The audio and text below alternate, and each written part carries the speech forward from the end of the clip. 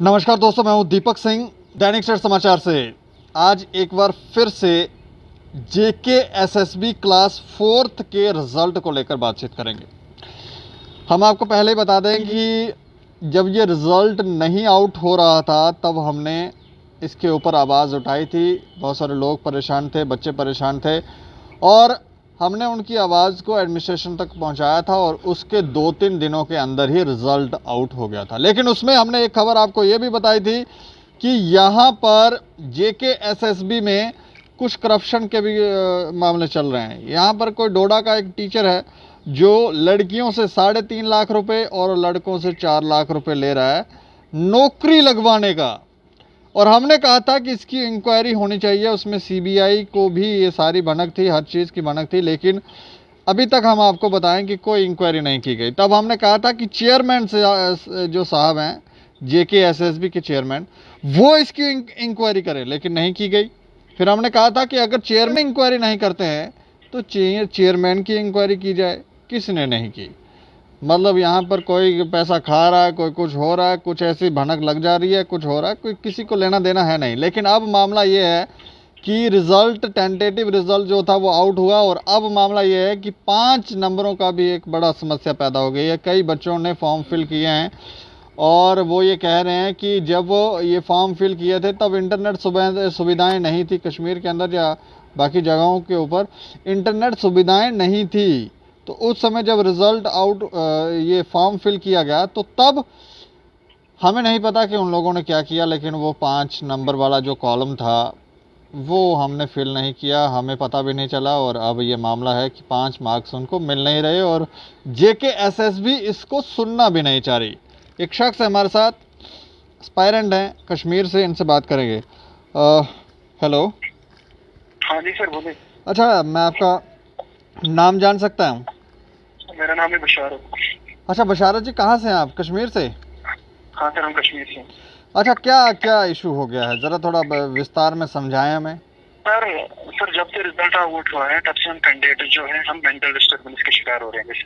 किसके शिकार हो रहे हैं? एसएसबी ने जिस टाइम फॉर्म भरने को हमको कहा था उस टाइम कश्मीर में जो स्पीड थी वो 1G से कम थी सर, ठीक है सर। अच्छा।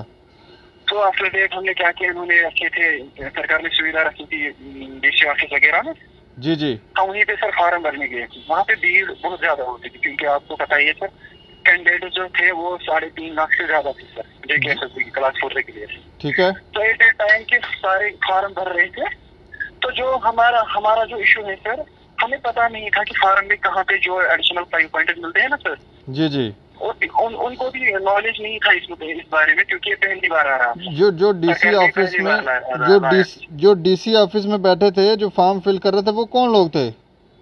सर वही तो सरकार ने रखे थे ना, ये सेंटर वाले, खिदमत सेंटर वाले वगैरह वगैरह। तो उनको नहीं पता था कि कौन से कॉलम में टिक करना है, कौन से कॉलम में नहीं टिक करना? पूछ नहीं रहे थे आपसे? नहीं पता था, वरना अगर हमें पता होती ना, जब एडिट ऑप्शन आया था सर, हमने सोचा कि या सरकार के रिप्रेजेंटेटिव है वहाँ पे, इनको पता होती सर कि फॉर्म को क्या लिखना है और क्या नहीं लिखना है सर। तो उन्होंने हमने फॉर्म एडिट करने के समय हमने कुछ सोचा ही नहीं, हमने एडिट भी नहीं किया सर।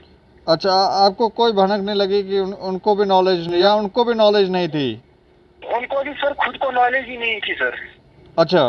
और जैसा रिजल्ट आउट हुआ हम सर क्या कहते हैं उसे मेंटल डिस्टर्बेंस के शिकार हो गए सर, क्योंकि हम उन 5 पॉइंटों से अगर हम डिसेंट रैंक में आ जाते हैं सर, जब 5 पॉइंट इसमें कट करते हैं तो हम आउट ऑफ लिस्ट चले जाते हैं सर। तो आपके घर में कोई है जो जॉब कर रहा हो? नहीं सर, हमारे पास प्रूफ है, हमारे पास अनएम्प्लॉयमेंट सर्टिफिकेट है फैमिली की।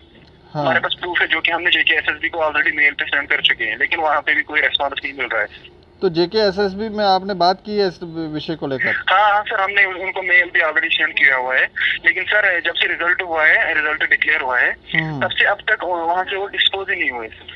अच्छा, डिस्पोज नहीं हुआ? मेल का कोई रेस्पॉन्ड नहीं आ रहा है सर। नहीं सर, अब कल खबर चली थी कि सर की शॉर्ट लिस्ट आ रहा है, लेकिन हमारा मसला जो है वो अभी भी पेंडिंग है सर।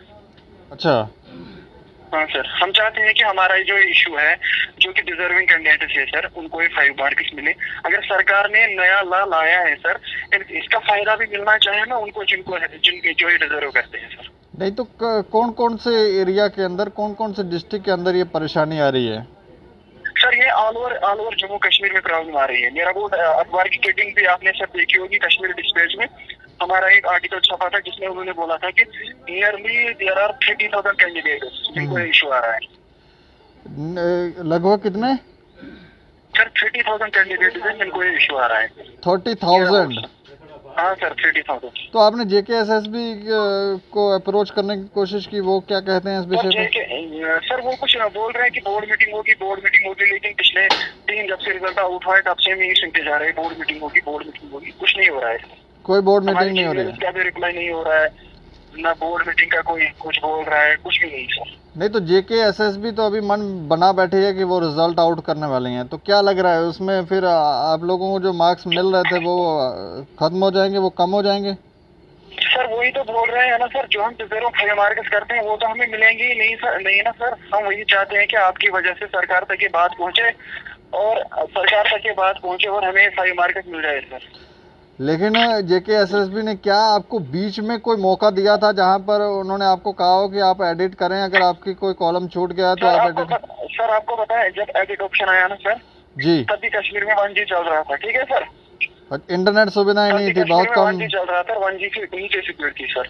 हमने सोचा कि जो यहाँ पे जो खिदमत सेंटर वगैरह में थे उनको पता ही होगा फार्म कैसे भरना है और कैसे नहीं भरना है, हम एडिट क्यों करे वाला, क्योंकि हमारा सब JKSSB में पहला अटेम्प्ट है। वी आर जैसे रिक्रूटमेंट नोटिफिकेशन थी कि इसमें ग्रेजुएट आउट है और ये 12th बेसिड के लोगों के लिए है सर। हमें कहाँ से नॉलेज होती कि कौन सा क्लास किस लिए और किस लिए नहीं है सर। अच्छा, तो अभी एक बार मैं फिर से आपसे चाह रहा हूँ कि क्या रिक्वेस्ट है, आप एक बार रिक्वेस्ट कर लें जो भी आपका इशू है। सर रिक्वेस्ट हमारी ये है कि हम डिजर्विंग कैंडिडेट्स हैं जिनको अनएम्प्लॉयमेंट घर में कोई एम्प्लॉय नहीं है, गवर्नमेंट एम्प्लॉय सर। फॉर्म भरने के समय जो खिदमत सेंटर वाले ने हमारे साथ हमारी फॉर्म में जो टेक्निकल फॉल्ट रहा है, हम JKSSB से चाहते हैं कि वो इसको रेक्टिफाई करे और हमारे 5 मार्क्स हमें इशू किए जाए। चलिए, शुक्रिया हमसे बातचीत करने के लिए। Thank you sir. तो ये देखें, आप बच्चे जो हैं काफ़ी परेशान हैं और लगभग जो आंकड़ा ये बता रहे हैं 30,000 लोग होंगे। और ऐसा नहीं है कि किसी पर्टिकुलर डिस्ट्रिक्ट में ही ये परेशानी हो, पूरे जम्मू कश्मीर के अंदर ही ये परेशानी है। और ये कश्मीर का एक एस्पायरेंट है, एक छात्र है जो वहाँ से ये बता रहा है। तो आप सोचें कि बच्चे परेशान हैं और इनकी परेशानी का समाधान हमें लगता है वो होना ही चाहिए। लेकिन हमने स्टार्ट में आपको एक बात बताई थी कि डोडा के अंदर एक शिक्षक था, एक टीचर था, जिसके ऊपर ये आरोप लग रहे थे कि वो पैसे ले रहा है और नौकरी लगवाने के लिए, लेकिन उसकी इंक्वायरी नहीं की गई। अब खबर ये है कि उस लड़की को जिसने ये बताया था, जो CBI तक पहुंची, वो शख्स उसको धमका रहा है। हमें समझ नहीं आती ये कौन से शिक्षक हैं। अगर हम इस टॉपिक पर चुप्पी साधे हैं तो इसका अर्थ ये नहीं हुआ कि आप ये समझ लें कि अब आपके ऊपर कोई एक्शन नहीं हो रहा, कोई पुलिस एक्शन नहीं करेगी, कोई कुछ नहीं करेगी, आपकी जान बख्श दी गई है तो अब आप लड़की को धमकाएंगे। आप शांत नहीं रह सकते हैं। हो जाती है, कई बार इंसानों से गलती हो जाती है। ये पहला ऐसा मामला नहीं है यहाँ आप ही करप्शन कर रहे हैं। यहाँ तो अंधेरगर्दी मची हुई है, लोग ले रहे हैं पैसे, खा रहे हैं पैसे, चल रहे हैं पैसे, हर जगह यही हाल है। लेकिन बातें पकड़ में नहीं आती।